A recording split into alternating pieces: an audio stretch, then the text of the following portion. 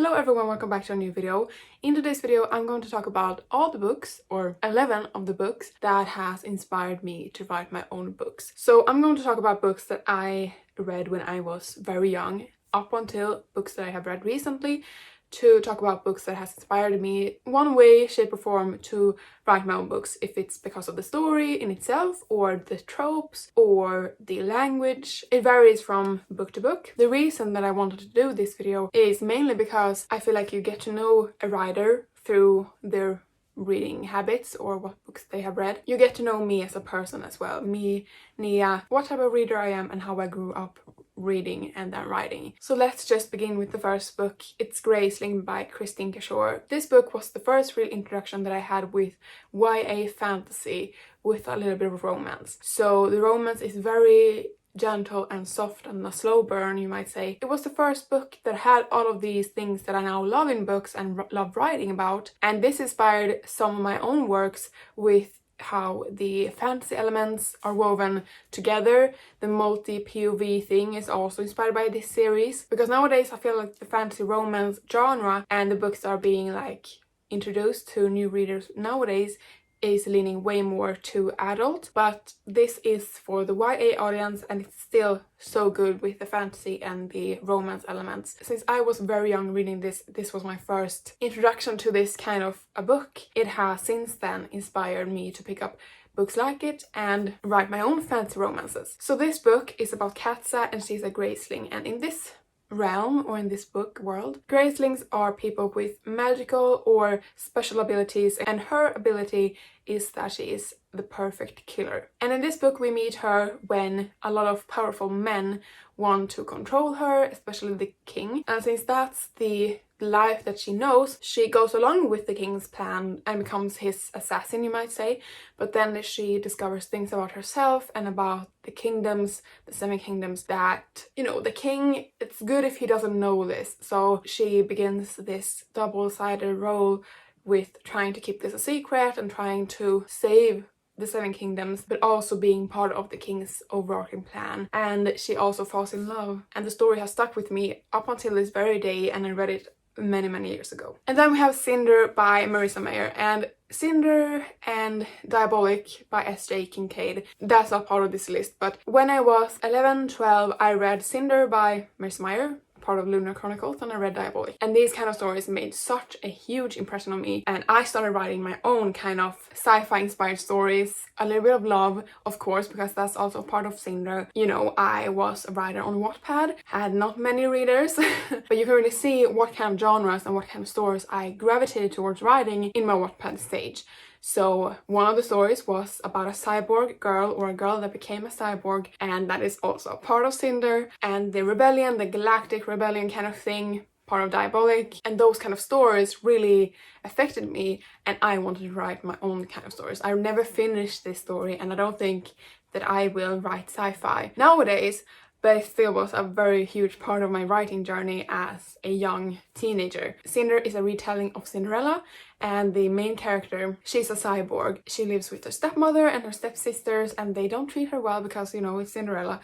But she's a cyborg, and there's this overarching theme of the story that is running through all the books, all the retellings. The romance in this book wasn't like groundbreaking. I didn't like the romance as much as I did in Scarlet, the second book, or Crest, the third one. But this opened up a whole new world about cyborgs and galactic wars, and just I was eating this shit up and I loved it so much. And like I said, during my Wattpad days, it played a huge role in me writing those kind of stuff. Then we have Odin's Child by Pettersen, and this book has inspired so many of my Norse mythology books, or the ideas that I get that has to do with Norse mythology and Norse gods, and weaving through the mythology in my own books and changing them, making it different and making it my own, but still having that Norse feeling. Because Odin's Child is Norse inspired, the author herself is from Norway, so the feeling and the beating heart of the book speaks for like the Norse mythology aspect. Even though we don't see Norse gods as we know them in the book, the setup of the magic system and the world is still very Norse inspired. The scenery, the names,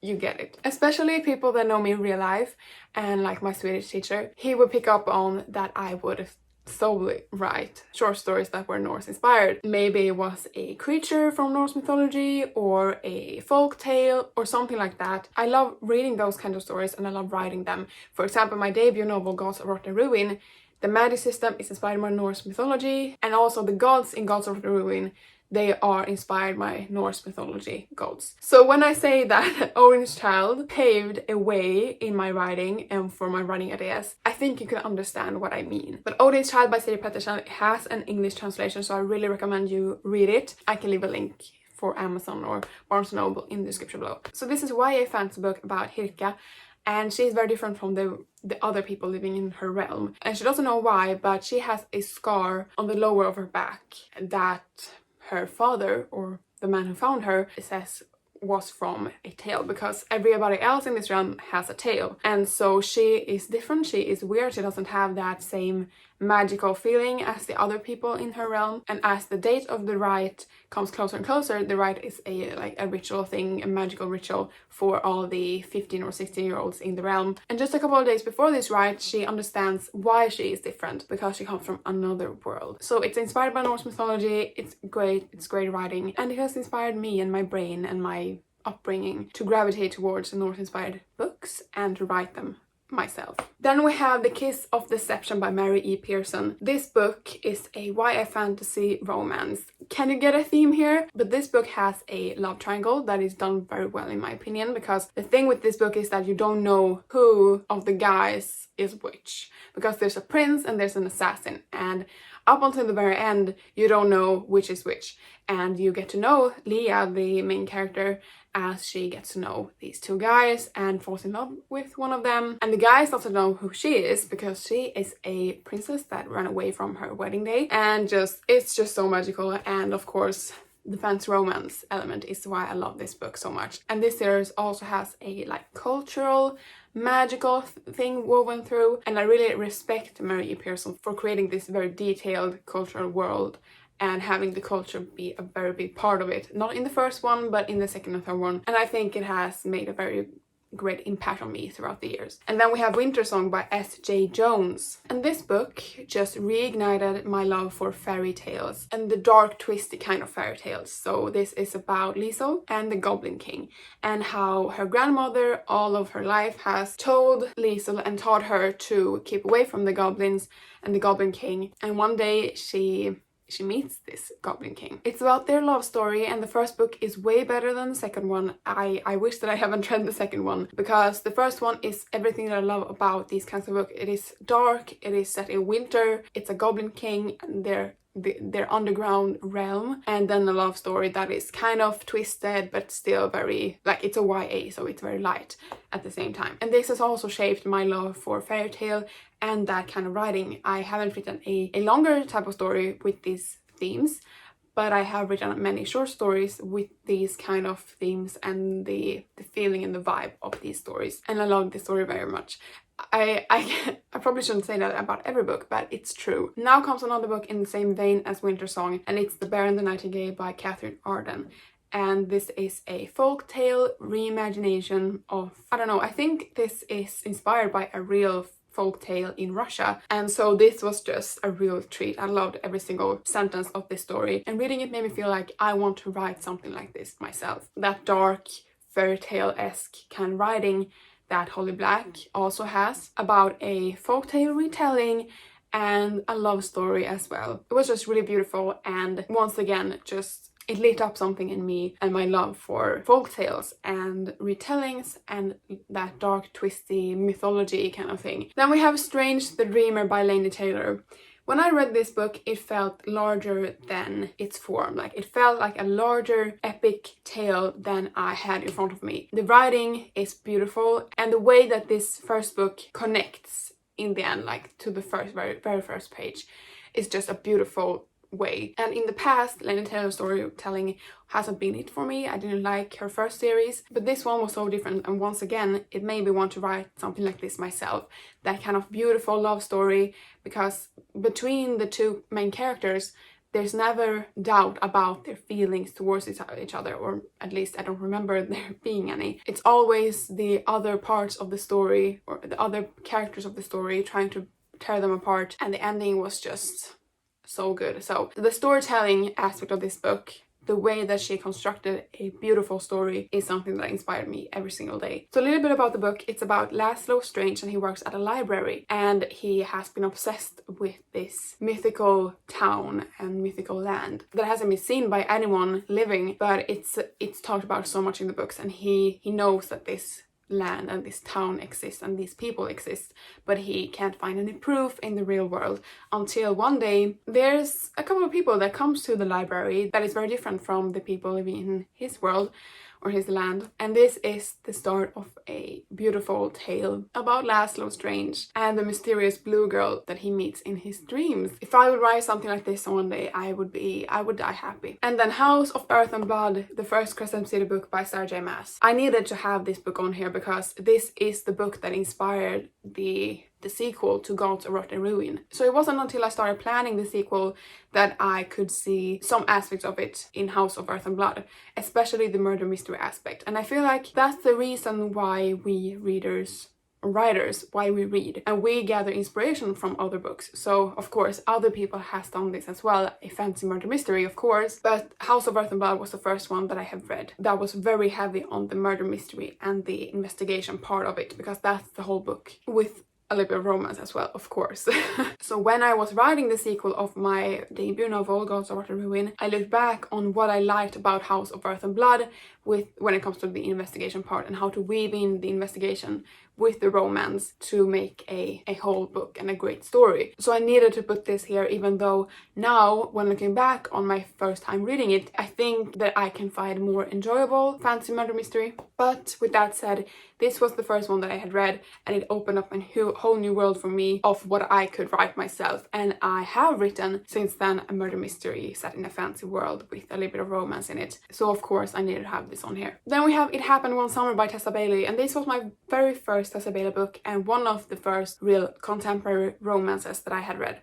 And since then I have been consuming a lot more. But the thing with It Happened One Summer was that it opened up a whole new world of what I could accomplish, like what I want to write. Before then I had only had book ideas for fantasy romances. Then all of a sudden I could see myself writing romance, like contemporary romance from dual point of views. And here's the thing, I don't think I could have come up with this conclusion for myself if I wouldn't have read romance or contemporary romances, and a very good one that got 5 stars out of me, because I had read contemporary romances in the past. I read 2 Kristin and Lauren books, but there was something different about this book that made me feel like that I could write a contemporary romance book and would want to write one day, and could see myself as a fantasy romance author as well as a romance author. And something in my brain just clicked after reading that book. I started getting a lot more romance ideas after that, with my own characters and my own romance arcs, and I can't wait to finally delve deeper into those ideas and write a romance of my own. Then we have another contemporary romance, and that's Get a Life Chloe Brown by Talia Hibbert. And I read this recently, and it kickstarted a whole new short story series or novella series in my brain of 3 sisters. Same with Get a Life Chloe Brown, but of course it's a different story. But once again, something clicked in my brain after I read this book, and I just felt like I want to write these kinds of stories. The ones where we get to see from 2 point of views, both point of views in the romance, and seeing their internal conflicts and seeing them struggle to get what they want and fighting against their fear or misbeliefs in the world and finding each other along the way. It's just so beautiful. So these 2 contemporary romances will definitely be a big part of my history of reading and books that have made me become a writer. Because 2 years ago I couldn't see myself writing a romance, and now I'm sitting here and outlining a romance series. Who is this? And then the last book on my list is Sorcery of Thorns by Margaret Rogerson. And the thing that I loved about this book was the magical and whimsical part of it, and that's something that you might see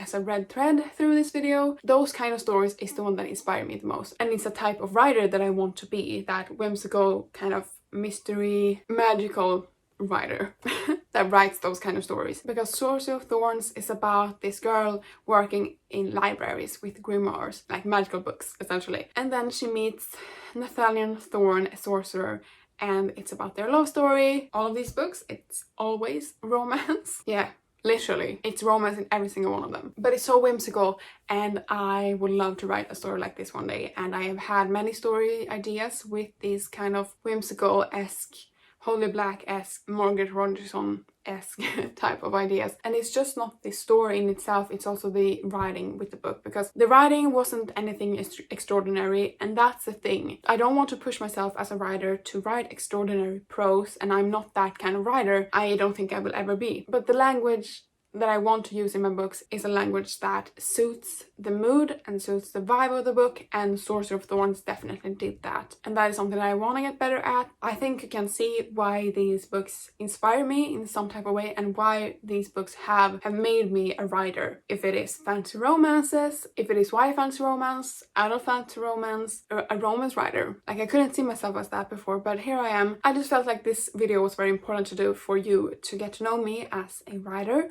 And also, I want to talk about my favorite books. Like, all of these are favorite books of all time. Maybe not House of Earth and Blood, but most of these are favorite books of all time. And the fun thing is that continuing my life as a reader and a writer, there will just become more and more books that do this for me, like that inspire me to write something new or something different, or make me want to become a better writer, and that's the fun thing. So with that said, that is everything for this video. I hope that you enjoyed it. Leave a like and a comment below, and let me know if you have one or a few specific books that made you want to become a writer, because I would love to know. And please subscribe, because I post a new video every week, every Thursday, and I'll see you in the next one. Bye!